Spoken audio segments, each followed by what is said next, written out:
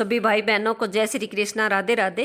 तो आज आपको माता लक्ष्मी की कथा सुनाते हैं, जिसे श्रवण करने से घर में सुख शांति और समृद्धि का वास होता है। तो आइए माता लक्ष्मी की कथा सुनते हैं। तो बनारस में एक बड़े धनवान सेठ रहते थे। वह विष्णु भगवान के बहुत ही बड़े भक्त थे और हमेशा सच बोला करते थे। एक बार जब भगवान सेठ जी की प्रशंसा कर रहे थे, तभी माँ लक्ष्मी ने कहा कि हे स्वामी, आप इस सेठ की इतनी प्रशंसा किया करते हैं, क्यों न आज उसकी परीक्षा ली जाए और जाना जाए कि क्या वह सचमुच इसके लायक है या नहीं। भगवान बोले, ठीक है, अभी सेठ गहरी निंद्रा में है, आप उसके स्वप्न में जाएं और उसकी परीक्षा ले लें। अगले ही क्षण सेठ जी को एक स्वप्न आया। स्वप्न में धन की देवी माता लक्ष्मी उसके सामने आई और कहने लगी कि हे राजन, मैं धन की दात्री लक्ष्मी हूँ। सेठ जी को अपनी आंखों पर यकीन नहीं हुआ और वे बोले कि माता, आपने साक्षात अपने दर्शन देकर मेरा जीवन धन्य कर दिया है। तो बताइए, मैं आपकी क्या सेवा कर सकता हूँ।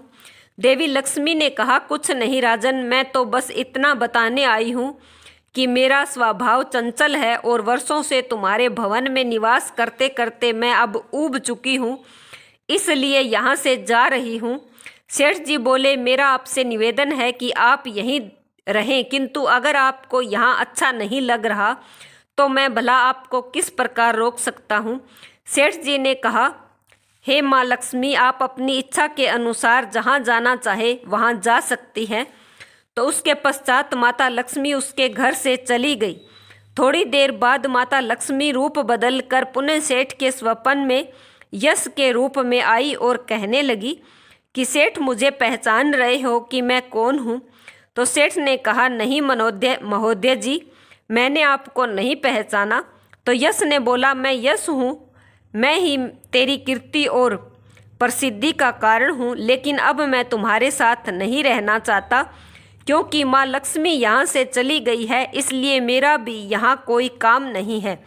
सेठ ने बोला, ठीक है, यदि आप भी जाना चाहते हैं तो वही सही है।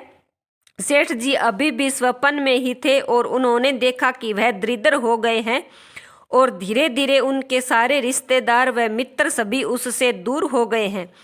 यहाँ तक कि जो लोग उनका गुणगान किया करते थे वो भी अब बुराई करने लगे हैं।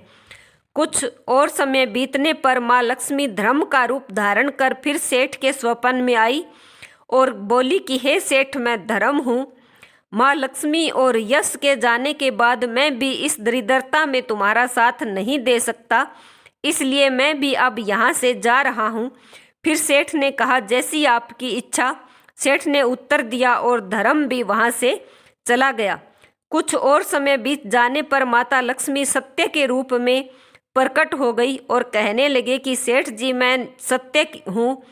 लक्ष्मी, यश और धर्म के जाने के बाद अब मैं भी यहाँ से जाना चाहती हूँ। ये सब सुनकर सेठ जी ने तुरंत सत्य के पांव पकड़ लिए और कहने लगे कि महाराज, मैं आपको नहीं जाने दूंगा। भले ही सब मेरा साथ छोड़ दे, मुझे त्याग दे, पर कृपया करके आप ये सब मत कीजिए मेरे साथ। सत्य के बिना मैं एक क्षण भी नहीं रह सकता, क्योंकि आप चले जाएंगे तो मैं तत्काल ही अपने प्राण त्याग दूंगा।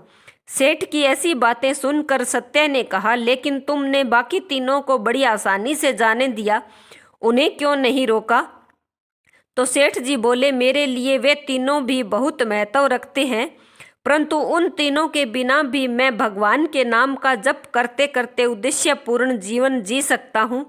परंतु यदि आप चले गए तो मेरे जीवन में झूठ प्रवेश कर जाएगा और मेरी वाणी जो है अशुद्ध हो जाएगी। भला ऐसी वाणी से मैं अपने भगवान की वंदना किस प्रकार कर सकता हूँ।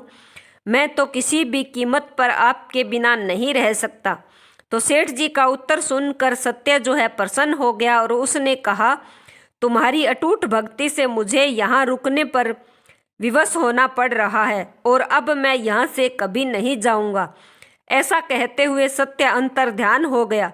सेठ जी अभी भी निंद्रा में ही थे कि थोड़ी देर बाद स्वप्न में धर्म वापस आ गया और कहने लगा कि मैं अब तुम्हारे पास ही रहूँगा, क्योंकि यहाँ सत्य का निवास है। फिर क्या था, सेठ जी प्रसन्नता पूर्वक धर्म का स्वागत करते हैं, परंतु उसके थोड़ी देर बाद भी यश लौट आया और कहने लगा कि सेठ जी, जहाँ सत्य और धर्म दोनों हैं तो वहाँ पर मैं भी स्वतः ही आ जाता हूँ, इसलिए अब मैं भी तुम्हारे साथ ही रहूँगा।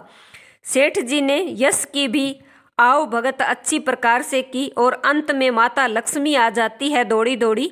उन्हें देखते ही सेठ जी नतमस्तक होकर कहने लगते हैं कि हे देवी, क्या आप भी पुनः मुझ पर कृपा करोगी। देवी लक्ष्मी ने कहा कि हाँ अवश्य राजन, सत्य धर्म और यश हो वहाँ मेरा वास भी निश्चित है। तो यह सुनते ही सेठ जी की नींद खुल गई। उन्हें यह सब स्वप्न लगा, परंतु वास्तविकता में वह एक सेठ जी की कड़ी परीक्षा थी जिसमें सेठ जी उत्तीर्ण होकर स्वप्न से निकले थे।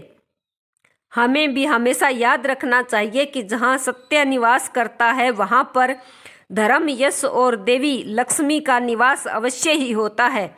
तो सत्य है तो सिद्धि, प्रसिद्धि और समृद्धि सब है। तो बोलिए माता लक्ष्मी की जय हो। तो ये थी लक्ष्मी माता की छोटी सी कथा। तो बताना आपको कैसी लगी। जय श्री कृष्णा, राधे राधे।